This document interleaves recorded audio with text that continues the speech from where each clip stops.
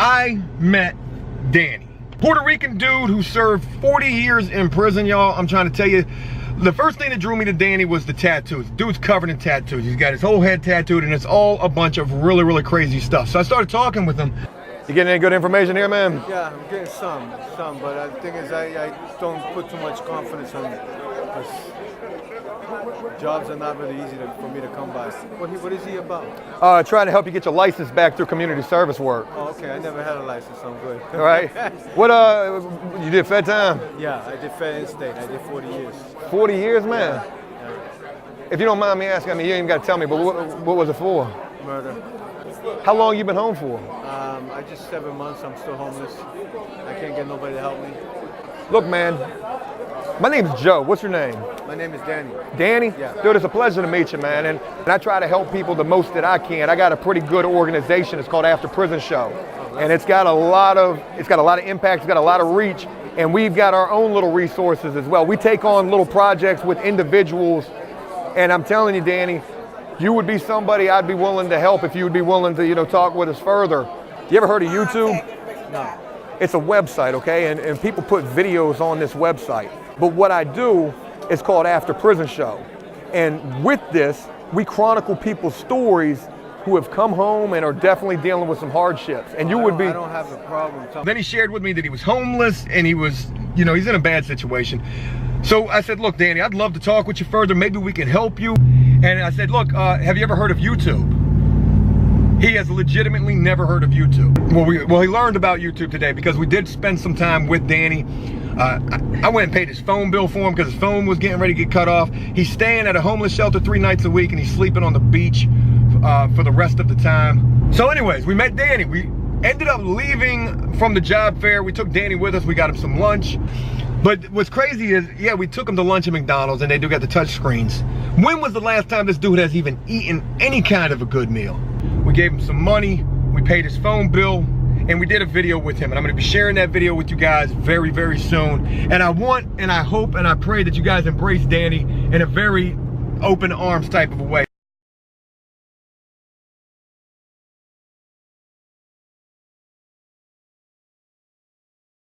But this is the first day that we're seeing you since you started the job, and also since the funds have been raised from the GoFundMe.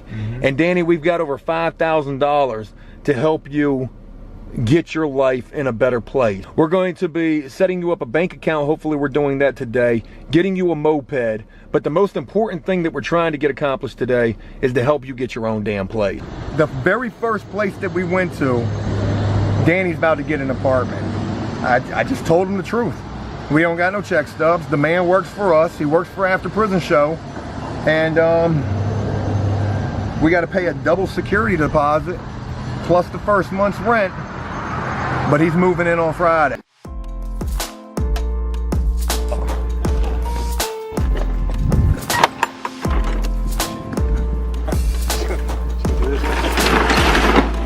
I was right. There's your brand new moped. It kind of fell over, but it's still good. Looks like a big boy.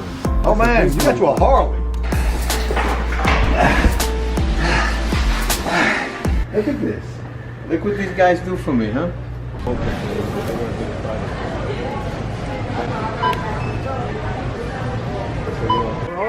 Guys who are really legit, straight from the heart, trying to help people out. Because I tell you what, they did wonders for me. And you viewers, of course, the supporters, has helped me quite a bit as well. I couldn't do it without any of you, and I want to thank you from the bottom of my heart.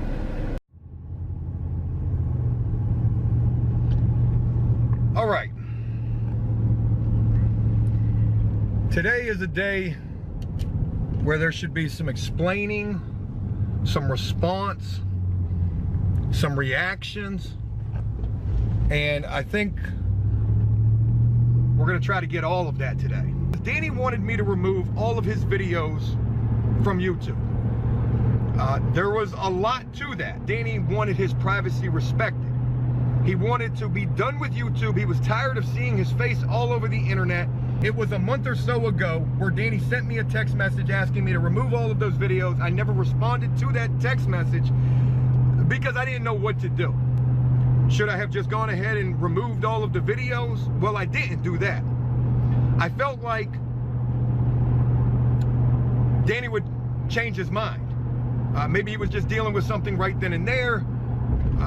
And those videos chronicled so much that After Prison Show did, so much of Danny's story. Of course, I didn't want to remove those videos. Now, there's been a lot of talk of people saying, oh, that's because Joe's been making so much money off of these videos. And I'm not talking about what Danny's been saying. I'm talking about what other people have been saying. Yes, I made money off of those videos. I make money off of all of the videos that we do with After Prison Show.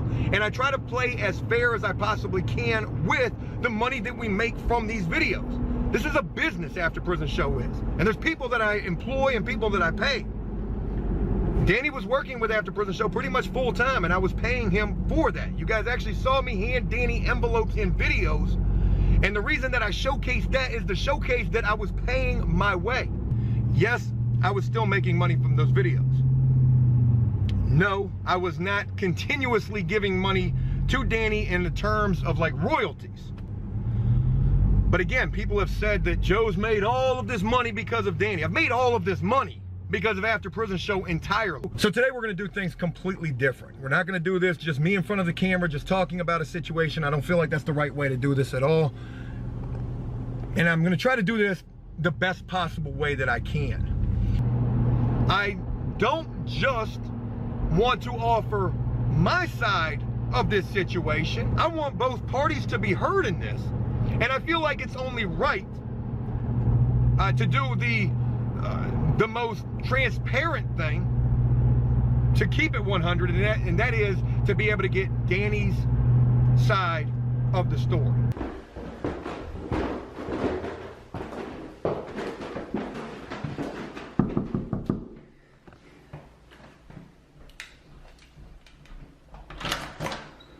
Hey.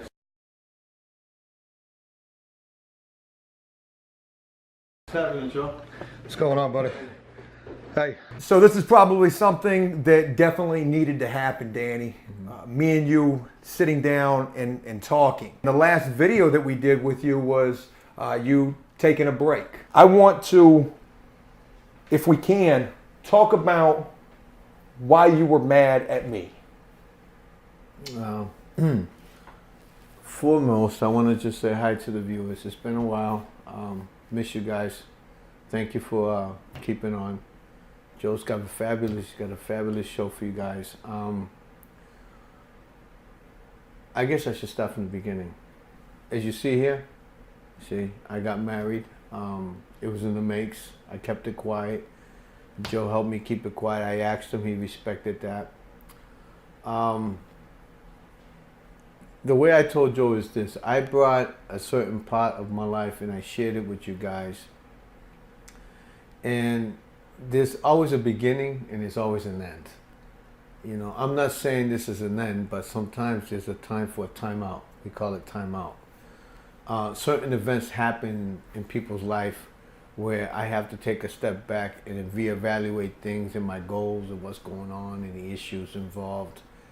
My life is not simple, without question. It appears I'm doing good. I'm doing good, yes, but then no.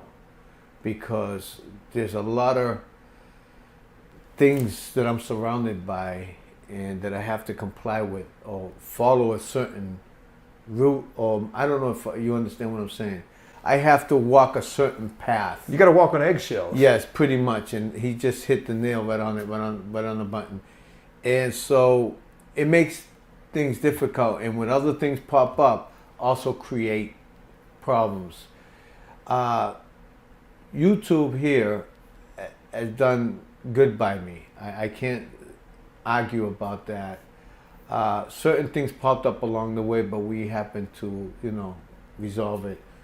For example, where I live at, certain things slipped out. And the reason why I'm saying all this, because I want to give you guys a little understanding, the viewers, a little bit more. I decided to take a step back a little while from YouTube because I had just got married. I'm getting things situated. Social media is beautiful. It's something I'm not used to. I didn't want to. I was reluctant at first when I first met Joe. I said, well, okay, let's try it. Let's see what happens. And it went beautiful.